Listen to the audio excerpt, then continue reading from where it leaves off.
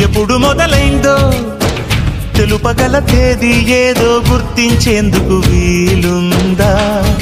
ప్రణయం ఎవరి హృదయంలో ఎప్పుడు ఉదయిస్తుందో గమనించే సమయం ఉంటుందా?